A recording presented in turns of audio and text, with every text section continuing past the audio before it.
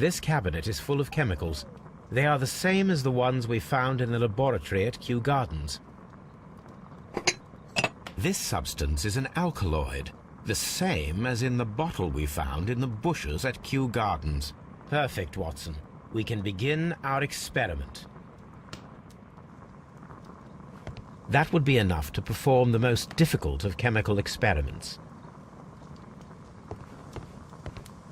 A vast amount of opium.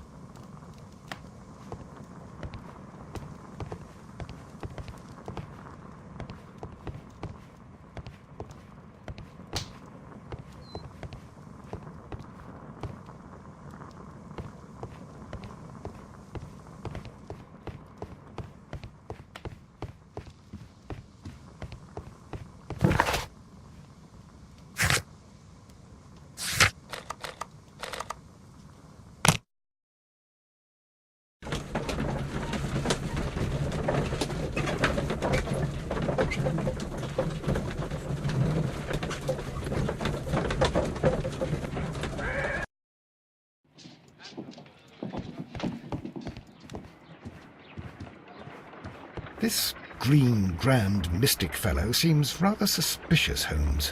What should we do next, Holmes? I imagine that one of these plants would be capable of releasing a toxic vapor. I need to find out exactly how it could be done. I shall begin now. Watson, if you are at all optimistic to have dinner this evening, then I'd recommend that you put on the gas mask.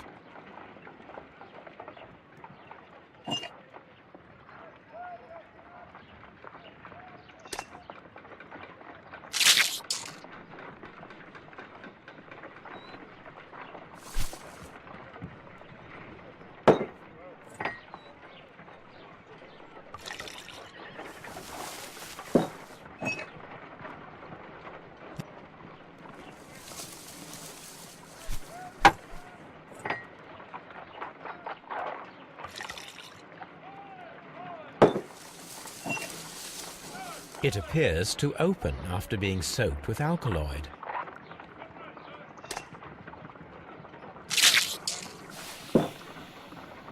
It closed again. I believe I saw a small cloud of gas. I wonder what secrets this plant is hiding. Perhaps if we agitate it to a greater extent whilst it is opened, it will reveal a little more.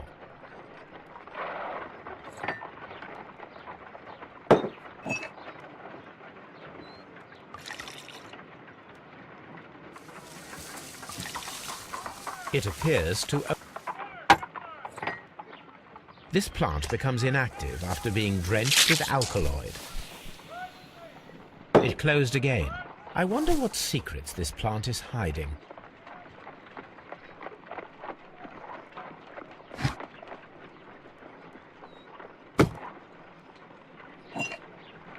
This plant seems to...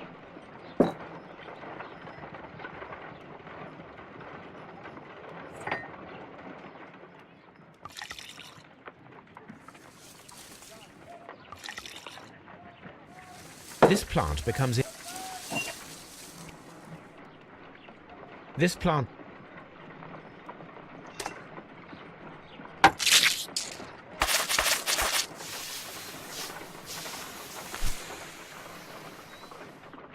Toxic gas with spores. Extraordinary. The plants would be capable of killing only if they were directly next to the victim and stimulated at precisely the right moment. Let us take our caterpillars to the Colonial Collection Room. We may see things more clearly there. It is too early, Watson. Our suspects will be there. Let us investigate Kew Gardens one more time and ask some questions.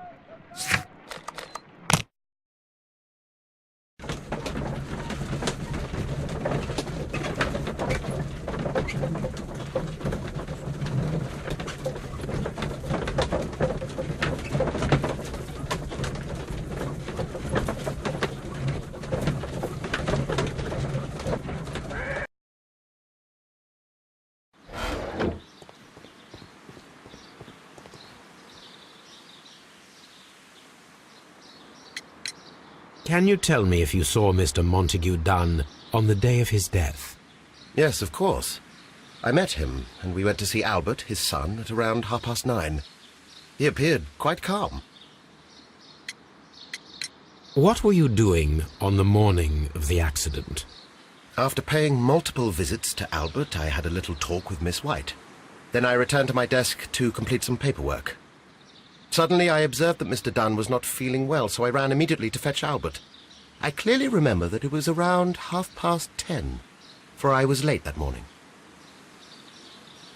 Thank you, Mr.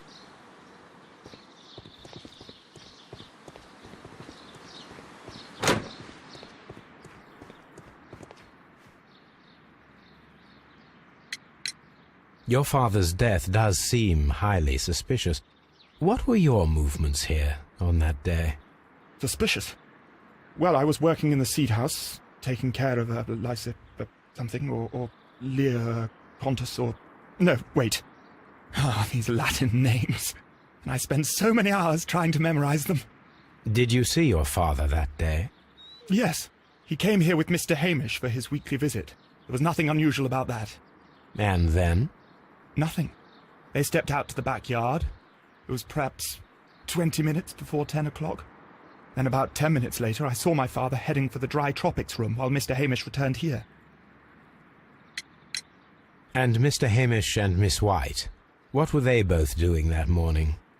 Mr. Hamish visited me a couple of times. I also saw him returning from talking with Miss White, and that was at 10 minutes past 10. But then he ran back here to me to tell me that my father was feeling unwell.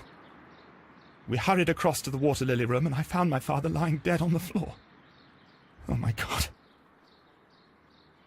Thank you, young man.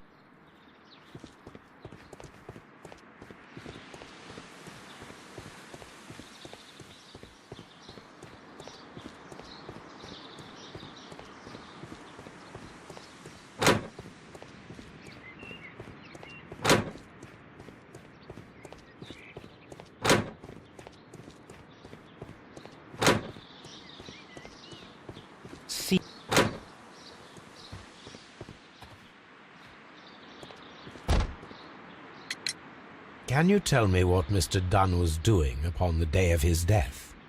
I can, but there is nothing very special to say. I was in the laboratory when I saw Mr. Dunn heading towards me. Tuesday is the day of his weekly visit. It was supposed to be at 9, but he was 10 minutes late, as usual. And then? Well, he came in to say good morning. Then I saw him spend 2 or 3 minutes by the plants outside the laboratory. After that, he ran out in the direction of the nursery, where Mr. Hamish was working. He was always in a rush during the inspection, you see. I would pity anyone who stood in his way. And that was the last time you saw him? Yes. I stayed in the laboratory until 20 minutes to 11, when I heard the cries of Albert and Mr. Hamish from the large glass house. I joined them as soon as I could, for I knew that something must be very wrong. What exactly were you doing in the laboratory? I was recording an experiment for my thesis. I only stopped my work once when Mr. Hamish visited me briefly around 10 o'clock. You say you were recording an experiment when the tragedy occurred. Might I listen to the roll? Certainly. Please do. You will find it in the laboratory. It is number 320. Thank you, miss. Everyone has gone, Holmes. The way is clear.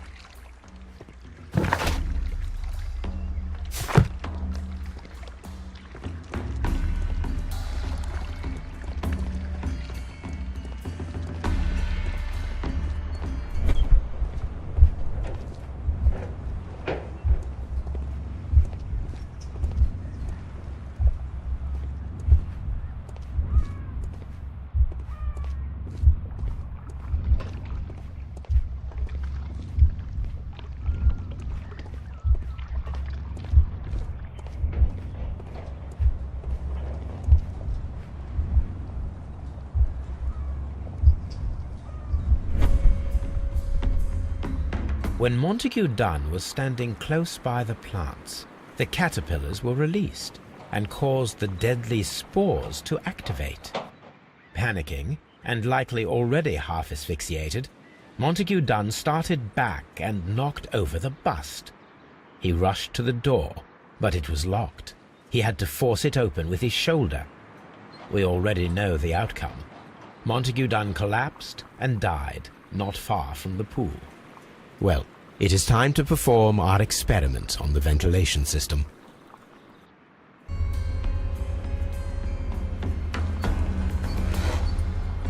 The caterpillars could only fall from the ventilation duct. Our caterpillars are in place. I'll activate the ventilation system so that they fall down. Watson, stay here and observe. All right, Holmes.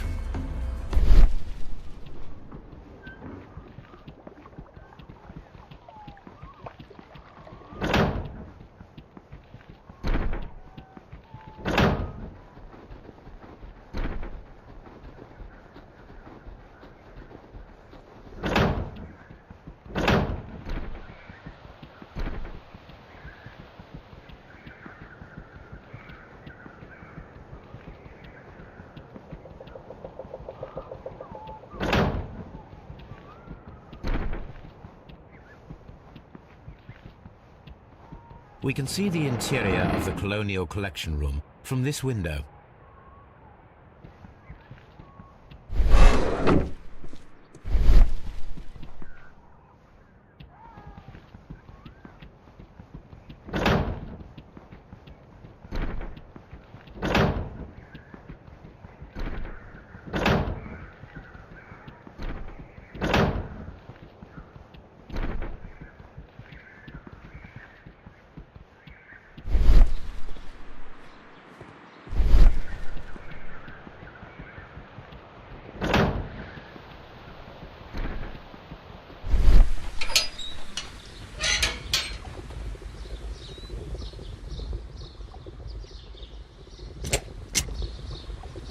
Before starting, the power is on. The engine cannot be. The engine has started. The ventilation system is working.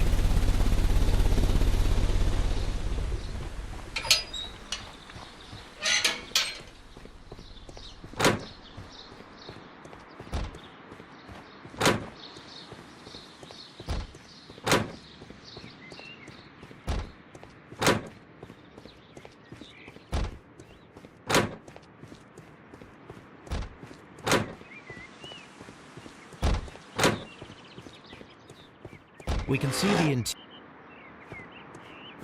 Excellent.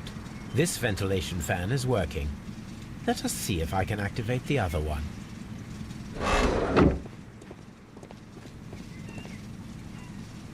An award presented to Martin Hamish for Best Grower of the Year. A master's degree diploma. It belongs to Martin Hamish.